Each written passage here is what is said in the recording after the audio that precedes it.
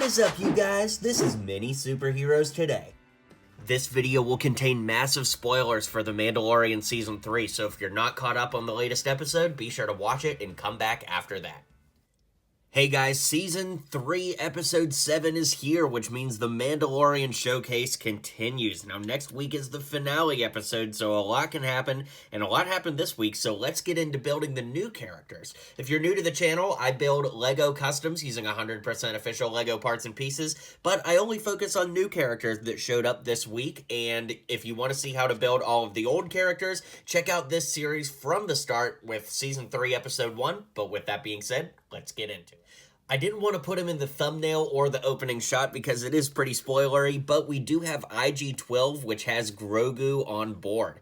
Now, I can't think of any way to get Grogu to be built into the torso, so the next best option is to use the baby cradle piece around IG-11's neck, and if you put the arms out, it does help with stability a little bit, so that way you can build IG-12 that has Grogu as the pilot. Moff Gideon is back, but this time he has lost the mustache, so we can't use the traditional Moff Gideon head from the only set that he ever came in, but we will need that figure for the torso, because that's still pretty accurate. So the torso is from Moff Gideon, the legs are from the Dark Trooper from the Mandalorian Season 2 set with Luke Skywalker in the hallway, the arms come from General Zod from the LEGO Batman movie collectible minifigure series, that way you get a little arm printing on there. The cape comes from one of the Mandalorians from the Mandalorian Battle Pack.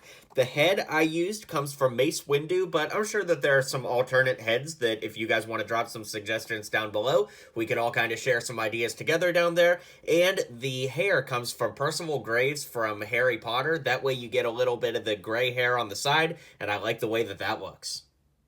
According to Wikipedia, the troopers at the end are Jumptroopers, which of course we can recognize from the sequel trilogy, but these are more like prototypes. They're like half Mandalorian, half clone, half First Order, so unfortunately at this time, basically the closest we can get is to use the First Order trooper that you see here, but you know, it's close enough that if you're, like, trying to play out these scenes, you can pretend, but I'll be the first to admit the helmet isn't 100% accurate. So we're trying to get as close as possible without breaking out the Sharpies.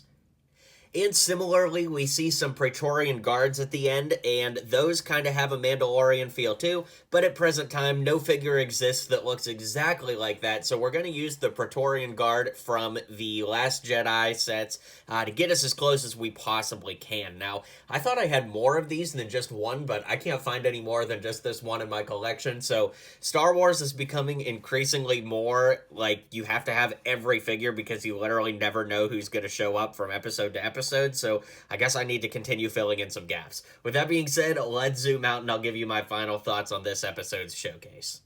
Alright guys, let me know what you think of these customs. Be sure to check out the past videos from this series and stay tuned for the big finale next week. Be sure to hit like and subscribe, and I'll catch you guys on the next video. Well, you made it to the end of the video. Thanks for hanging out with me today, and don't forget to hit like and subscribe, and maybe check out one of my other videos listed here.